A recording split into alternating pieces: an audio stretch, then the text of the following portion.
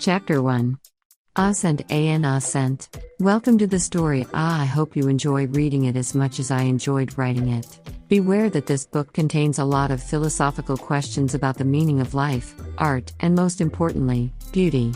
Although it may appear to be a stereotypical cliché book, I assure you there are little puzzles hidden beneath the surface. You may choose to confront them, or ignore them. This all sounds very ambiguous, and for that, I apologize. Either way, I hope you are as obsessed with these characters as I am, because they are beautiful in more ways than one. Ascent. Disclaimer: the ideas presented in this book do not reflect my personal beliefs. I do not think depression, self-harm, or eating disorders are beautiful. Such notions were created for a character, and I am not trying to promote them, nor advocate them. Trigger warnings: depression, abuse, eating disorders, rape, swearing, and sexual content. As always, please no homophobia, racism, sexism, slut-shaming, or starting unnecessary arguments in the comments. I want this story to be a safe space for everyone. Thank you. Enjoy. Pics. Chapter 2. Ascent. Beauty is ugly. Ascent. Chapter 1. Beauty is ugly. Beauty exists for the sake of beauty. The world around us, filled with joy and pain and suffering, distorted blurs of nature and images of anguish and misery. It was beautiful, all of it. Smoke dripping from the end of a glowing cigarette, alcohol twirling in a stained glass, eyes illuminated by neon signs hanging carelessly above bars, killing us, destroying us, beating us down to nothing. We don't wonder with wide eyes and struggle to comprehend why the things that hate us appear to be so fucking beautiful. We just admire them. Nothing profound or intellectual. It was to be admired, marveled at, made to brew a storm of emotions deep within your consciousness. You're meant to feel something. But feel what exactly? The only logical answer to that question is, who cares? Aestheticism was what mattered. Things looking pretty, words sounding beautiful, sentences that made no sense appearing to be the answer to all of humanity's problems. They never actually said anything, meant anything. They were just words, and we were just people, trying to understand something impossible. That's what Corey Winters loved about poetry. His teacher said he had a talent. He wrote from the soul, from the depths of his mind, from somewhere inaccessible. He disagreed. He wrote from beauty. It didn't mean anything, it didn't say anything. To attempt to decipher his poems would be pointless. They couldn't be interpreted. They just existed within themselves, within his own head. As his pencil scratched against the paper, his eyes grew heavy with sleep, his consciousness wearing away, losing its grip. He rubbed his glassy forest eyes, suppressing a yawn as he wrote the last line. Corey folded the piece of frayed paper in half, pressing down onto the crease. He left it there, sat on his desk beside a wilting flower that's petals were dying with age. The pink flower was meant to bring some life into his room, Velvet had told him. It didn't bring life, it brought death. It brought the ending. It brought everything that life was not. Corey, with reluctance heavier than his head of contaminated thoughts, picked up the post-it note stuck onto his desk, heaving a sigh. Eat. That was all it said. Its impact was greater than any poem he'd ever written, ever read, ever studied. It meant so much more. It was just a reminder, a simple, everyday thing. Maybe it would mean less written by someone else. A mother, a sibling, a friend. But it was written by him. His handwriting, his ink, his paper at his desk. The only person he was disappointing was himself. So what did it matter? He let himself down all the time. That was nothing new. So, he ignored it. He brushed his teeth, changed into his pajamas, ripped up the note, threw it in the bin, and crawled into bed. The first thing he did when he woke up the next day was grab a pen and a fresh post-it note. Eat. This time in capitals, underlined, circled, highlighted, everything. He poured his effort into something he already knew would be ignored. And it was ignored. Every day.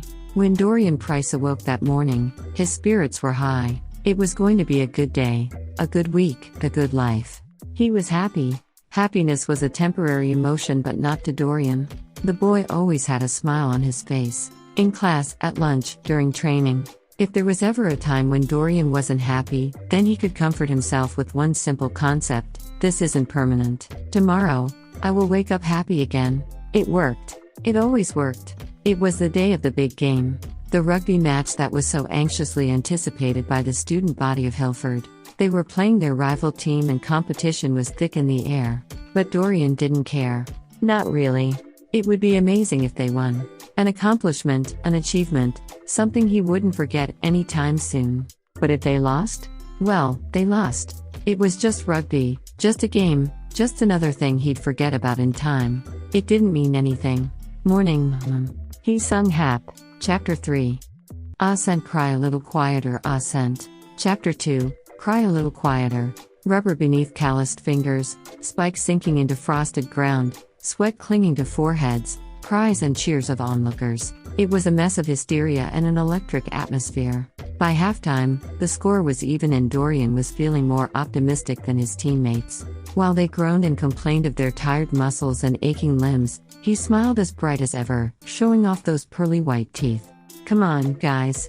We're having fun, aren't we? That's not the point, Dory. Ty rolled his eyes, his hands absent-mindedly massaging a knot in his thigh. We need to win. I wouldn't say need is exactly a. We'd never live it down if we lost. He argued, yanking on Dorian's arm to pull him onto the bench. Ty and Dorian had been best friends since primary school. They grew together, laughed together, fought together, cried together. They'd been through a lot, each always at the other's side, ready to catch them if they fell. They first tried out for the rugby team in year 8. It was Ty's idea. Well, Ty's dad's idea to be precise. They were rejected at first, rejected again in year 9 and once more in year 10. Finally, they were welcomed with open arms, though Dorian always had a suspicion that the coach only took them in due to pity. But none of that mattered anymore. This was their second year on the team and they had evolved into a pair of valuable members. Ty's black skin glistened with sweat, his dark hair messy, his expression completely defeated. It had been a rough start to the game and the only thing the boys wanted to do was have a nap, not head straight back out there. But they did. It wasn't a choice, it was something they had to do. They didn't win, they didn't lose. It was a draw, both insanely infuriating and comfortingly soothing to the pair of rival teams. Neither had to face the humiliation of losing, though neither got the satisfying victory of winning. The changing rooms had a much lighter atmosphere after the game, the boys all chatting and laughing, their energy levels peaking. Dorian couldn't stop smiling. He could never stop smiling, but today that statement was especially true. It had been another good day. He had a new seating plan in English, and though that wasn't exactly a monumental change to his life, he enjoyed surrounding himself with new people. Corey was quiet, but that only added to the mystery, and Dorian was intrigued.